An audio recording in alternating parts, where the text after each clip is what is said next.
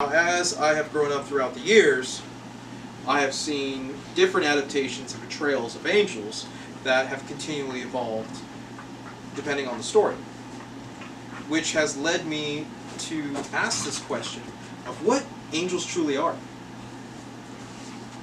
Now, to get a more accurate answer, I feel it's important to ask three important questions. What are angels? How are angels seen modernly? And how has the concept of angels evolved over time? Now, to get a more literal definition of what angels are, we'll look to Webster. Angel is a spiritual celestial being superior to man in power and intelligence.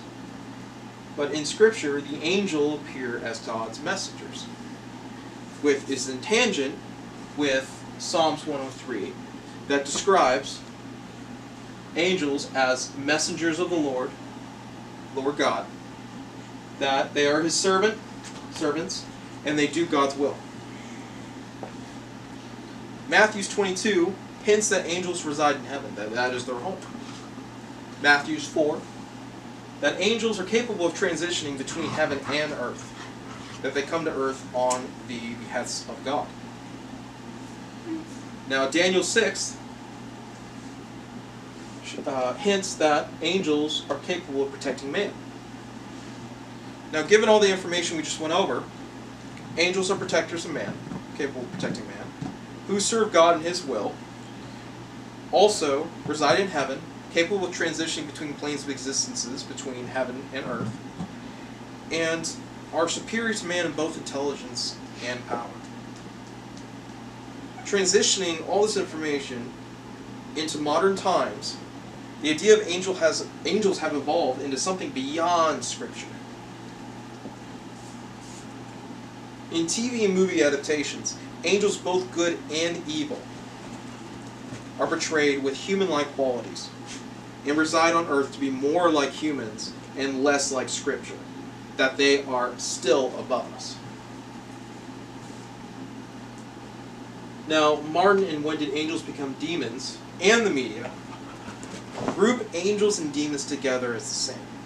But in media, the only difference is they group humans along with demons and angels, that they are one and the same, that they're capable of being the same, that they're also relatable, that they have human-like issues, that they're capable of having single-minded, goal-oriented ambitions and vendettas, and they have psychological problems with addiction and alcoholism, as well as racism, but in this case towards humanity.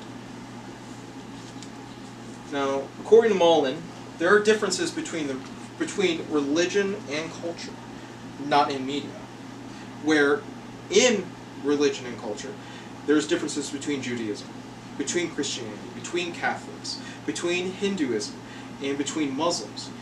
But in those differences, there's still deities that are much like angels, but they vary in names and appearances. But the media, they portray these deities within the same universe, much like in Supernatural, where all these deities, all the religions, they're in one universe.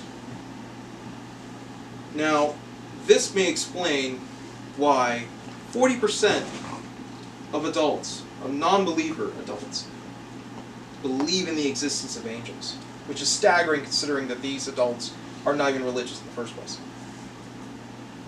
Now, knowing all the previously discussed information, how has portrayals of angels through Scripture and media changed our concepts of what angels are?